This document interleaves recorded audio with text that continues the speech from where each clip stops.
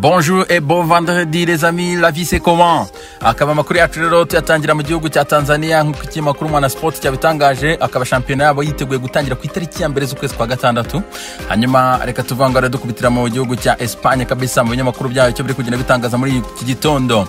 Akaba ikinyamakuru AS nk'uko kibona kikaba cyandika inkuru kivuga ati Madrid ntago twayifata nkaho yapfuye.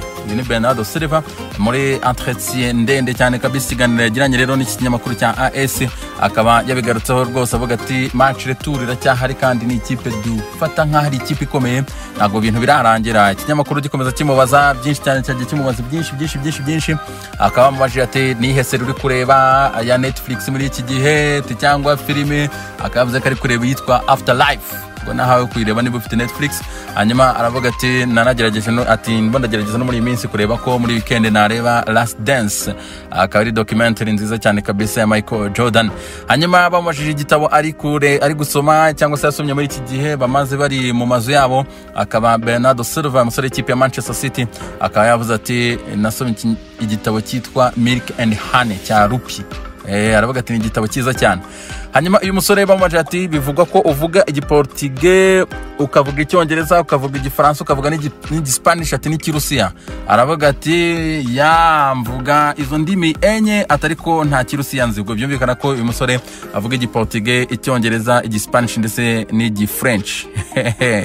Hanyuma Bernardo Silva bakomeza kugira mubaza byinshi cyane, no bamubaza ati uri murarangiza muri international relations kabisa degree yawe bimeze bite, bihagaze bite, urateganya gukomeza? Aravuga ati simbizi atariko ati nta gitekerezo mfite cyo kuzakora, ati icyo mbere cyo mfite gukora no kubanza kurangiza degree yanjye. Bonne chance kabisa kuri umusore Bernardo Silva ikipe ya Manchester City kabisa, umwe mapeti bafite imoso nziza cyane kabisa, world class umugabo. Nyuma yo kwinjira mu kipe ya Manchester City kabisa ubona ko ari umukinnyi ukaze cyane, nta club itakifuza gukinisha uyu muwinga kuri iyi level kabisa, ni nagapolivara kagasore nagahanga cyane. Mundo Deportivo ikaba idujyana muri iki gitondo kuri Nelson Semedo, iri kuvuga ati most desired kabisa cyangwa se most wanted. Akaba rero ari titre y'iki kinyamakuru Mundo Deportivo kivuga ko rero uyu musore gushashikwa cyane ikipe ya Juventus, Paris Saint-Germain, Man City, Bayern Munich n'ikipe ya Inter domina big ones. Ariko nguyu kinyamakuru nk'uko Mundo Deportivo kibitangaza ati ni ufite master key yo kwanira King Lautaro na Mirane Pjanic mu ikipe ya Barcelona. Ubwo urumva ko ariho byerekeza. Mundo Deportivo kandi kakomeza itwereka Arturo Vidal utangaza ko ati rwose meze neza muri Barcelona. Mundo Deportivo kandi kabikomeza inkuru yayo hano hasi itwereka inkuru yuko abasifuzi ngo basifura mu gihugu cya Espagne rwose mu mupira wabo 90% ngo bavi Madrid. C'est quoi Mundo Deportivo? Ugangana bamumva iri gushima yerekeza. Ikinyamakuru kandi Mundo Deportivo kikaba gikomeza kitwereka ko Zidane n'umwe mu batoza rwose ngo bafite ibibazo byinshi cyane muri squad ye rwose, ku buryo imibanire n'abakinnyi ngo ishobora kuba itameze neza cyane recently, kuko ikintu cya mbere ngo no kureba kabisa abasore badafite umwanya agomba gushakira uburyo abana neza nabo, harimo Eder Militao, Gareth Bale, James Rodriguez, Mariano ndetse na Brahim Diaz. Hanyuma uyu mugabo bakaba bakomeza berekana bavuga ati rwose afite ibibazo byinshi cyane muri squad, ati kuko Casemiro nta musimbura n'umwe afite. Uyu musore mu Brazil ukina hagati mu kibuga ati nta muntu umusimbura muri squad ya Real Madrid.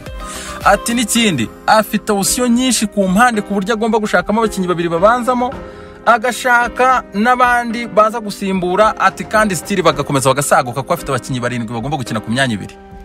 Akarimo Eden Hazard, Vinicius Junior, Gareth Bale, Lucas Vazquez, Rodrigo, Marc Asensio, Brahim Diaz. Atabangabo bose bakina ku mwanya umwe kandi agomba gushaka babiri babanzamo. Ikinyamakuru kikomeza kivuga ati rwose uyu mugabo ntago yorewe Zinedine Zidane muri squad ya Real Madrid. Ikinyamakuru Marca kikaba gikomeza kitwereka rero iki cyo ki Madrid cyo kidupraising Real Madrid kitubwira ko kabisa presidento akaba ari Florentino Perez yamaze gusura ikipe ya Real Madrid mu myitozo ku munsi w'ejo, ndetse anasura kandi na basket ya Real. Bose rwose ngarabasura reba buryo bahagaze babaza n'amakuru y'imiryango yabo. Presidento uramubona ariko mu bien aba yambaye na kamaske yakashwanyagujemo.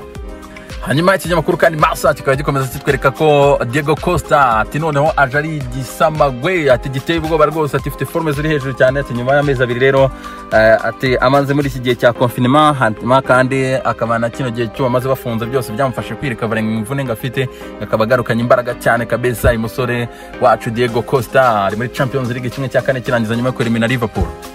Hanyuma iki kinyamakuru kandi kikaba gikomeza kitwereka ko Barcelona rwose ngo ituje itengamaye ifite amahoro kuko nta n'uwihangana kuko aba basore babiri bombi Lautaro ndetse na Miralem Pjanic ngo barifuza kujya mu kipe ya Barcelona akaba nta gitutu na gito ngo ifite kwishyiraho nta stress rwose ibiganiro birakomeza rwose mu mutuzo no mu mahoro nta kibazo. Lautaro Miralem Pjanic bose barifuza gukina Barcelona. Ikinyamakuru Sport cyo mu gihugu cya Espagne kandi kikaba kitwereka inkuru yuko Ter Stegen akaba agomba kongera amasezerano kivuga ati rwose amasezerano yafungutse ati nyuma yuko barganiriye mu kwezi kwa gatatu ibidili kicwa n'iki gihe cya corona ati ibiganiro byarafungutse bakaba ndetse n'impande zombi zaraganiriye neza zabahagarariye Ter Stegen umuzamu wa Barcelona bakaba bamaze kwemeza yuko rero mu mwaka wa 2025 na gatanu ari amasezerano agomba kuba ageza uyu musore rero amasezerano yagomba kurangira mu mwaka wa 2022 ariko birumvikana ko mu kwezi kwa gatandatu agomba gusinya amasezerano y'imyaka 3 agahita yagera ku 2022 akagera mu mwaka wa 2025 ari kumwe n'ikipe ya FC Barcelona kandi of course n'agashara kagomba gutumbagira kakicapa rwose kazamuka ku madiagrame hejuru cyane. Ikinyamakuru Sport kandi kikaba kitwereka ko ikipe ya Inter de Milan ibirimo neza cyane kandi ibiganiro birimo biragenda neza rwose abari hafi kumvikana na Cavani. Inter rero niyumvikana na Cavani birumvikana niwe musimbura wa Lautaro Martinez kabisa mu ikipe ya Inter de Milan. Cavani akajya gufatanya ku busatirizi na Romelu Lukaku gushaka ibitego by'ikipe ya Inter. La Gazzetta dello Sport rero kikaba kivuga ko Inter de Milan yiziza imyaka 10 ikoze icyo bita triple mu kiganiro bajyanye na Jose Mourinho kirekire cyane. Jose Mourinho rero bakaba bavuga ati rwose urana ko titre banditse kwanza bavuga ngo Inter ikunda special ya nibyo kuko Mourinho akaba yabyemeye rwose avuga ati rwose ati dutwara amaze gutwara Champions League Barcelona ati imyaka 10 irashize ati ikikwereka ko twari dukomeye kandi dushyize hamwe nk'umuryango nuko ndacyari kuri groupe na WhatsApp na abasore twakwaranye igikombe ati turacyatata ati rwose Inter iri special kuri ngewe ati Inter n'aba people banje c'est comment Tutto Sport muri iki gitondo ikaba itwereka rwose muzehe Marcelo Lippi akaba yaganiye n'ikinyamakuru aratangaza ati achetez les Italiens mugura abataliyani Juve na Inter mureke ibyo bintu byo kugura abanyamahanga benshi ati abantu baritanga ati kandi ikindi amakipe agomba kumenya ati dufite abana bafite impano we ati world class kabisa ati urebye nk'umusore Federico Chiesa ati na Sandro Tonali ati abangaba bakaguzwe n'ikipe ya Inter cyangwa se Juve mureke gushora amafaranga yanyu mujya kugura abakinnyi b'amanyamahanga c'est quoi. Marcelo Lippi kabisa akaba yabiteye imbona umusaza hano. Ikinyamakuru L'Equipe cyo muri iki gitondo cyo mu gihugu cy'Ubufaransa aho twerekeje akaba bagaruka ku kintu batubaza ati tuzagaruka ku stade ryari ariko bakomeza inkuru rwose bagenda bagaruka banabihuza n'iki gihe cya corona banerekana n'amakrize y'amakipe azagenda agira ariko bakaba bagaruka ku kintu kimwe bavuga ati rwose umupira n'abafana baza bashobora kuzagaruka ku kibuga ruko urukingo rwa covid rumaze kuboneka mu nami. Ikinyamakuru L'Equipe kandi urakibona hejuru aho ngaho rwose bakwereka ko Paris Saint-Germain abakinnyi bamaze kwitesha umutwe batesha umutwe Ronaldo ubu bikaba bigomba kwinjirwamo na Nasser El Khelaifi nawe utishimye nukubera iki akaba Paris Saint-Germain abakinnyi bayo bakaba ikipe yarabasabye yuko bagabanya imishahara dore ko bamaze amezi 3 bari kubahemba bicaye kandi bakomeje kubahemba bicaye kandi Paris Saint-Germain iteganya kuzagaruka ku myitozo kuri 22 z'ukwezi kwa gatandatu kavuga ati twakomeje kuba mu flexible tukagabanya imishahara. Abakinnyi ba Paris Saint-Germain rero babinyije muri kapitene wabo ntibashaka kubyumva n'iki bigaragaza none ko batarashaka no kubyumva nuko Thiago Silva nawe arangiza amasezerano muri isama akaba yarigiriye muri Brazil wabo abakinnyi benshi barimanukiye so ukumva ko rero mu ikipe ya Paris ntago bimeze neza cyane ntago bari kumvikana rwose kubijyanye no mishahara kuyigabanya sinzi impamvu Thiago gabanya wa mugani sumuni kapitene yakemera gute kugabanya imishahara kandi ubona season irarangiye kandi n'amasezerano yararangiye ngibyo rero ni icyo bita embrogorio mu ikipe ya Paris.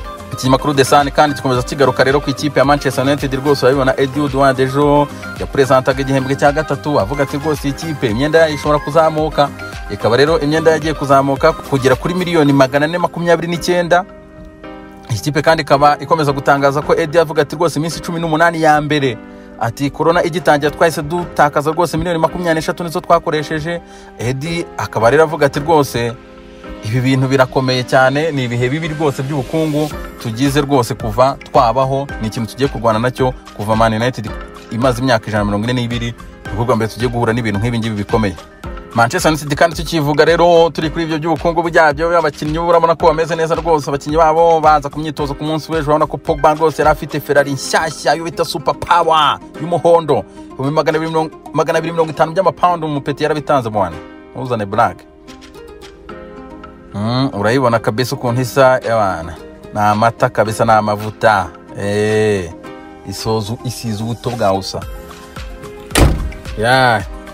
ikinyamakuru The Sun kikaba gikomeza kitwereka kandi ko rwose Mata uramubona muri Aston Martin ye imeze neza cyane, Luke Shaw uramubona muri Rolls Royce kabisa ya hatari ya power, urabona Bruno Fernandes mu communique kameze neza cyane.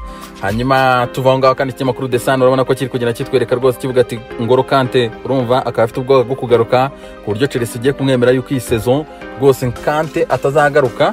Biri kujya kuba confirmed kabisa ko atazagaruka, izi match tabasha kuzikina kubera kwitinyira corona rwose. Ngolo Kante nyuma kurwana amakano gatoya akaba aranze gufata risk yo kugaruka mu myitozo, rwose birasa nkaho Chelsea igiye kumwihorera.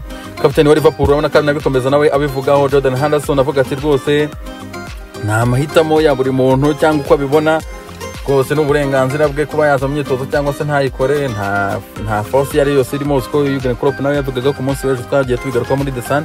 Hanyuma ikipe ya Arsenal dukomeza n'ikinyamakuru The Sun ikaba kigaragaza yuko rwose ikipe ya Arsenal iri gushakisha cyane Nicolas Tagliafico, akaba ari umusore ukinyuma ku ruhande rw'ibumoso mu ikipe ya Ajax Amsterdam, miliyoni 20 z'amapaundi bashobora kuba bari kuzivuganaho. Hanyuma bikaba ngo byanarekura Bukayo Saka, uretse ko ibintu bireba nkabona ari hatari rwose. Bukayo Saka Arsenal kumutakaza yabihombye.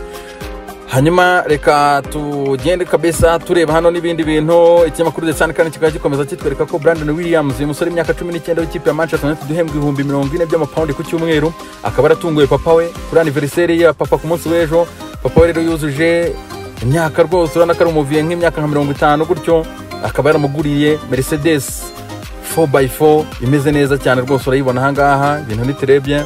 Manchester City bakaba baba jezi zabo zabaye leaked kabisa, bakaba bazicukuye ahantu barazipekwa, urumva bazitugaragariza bavuga ati dore jezi ya gatatu ya Manchester City iteganya kuzakoresha muri iyi saison rwose, ariko urabona ko iyi jezi yanabera n'abantu b'abatoto cyane. Uwa gatanu mwiza, asanteni.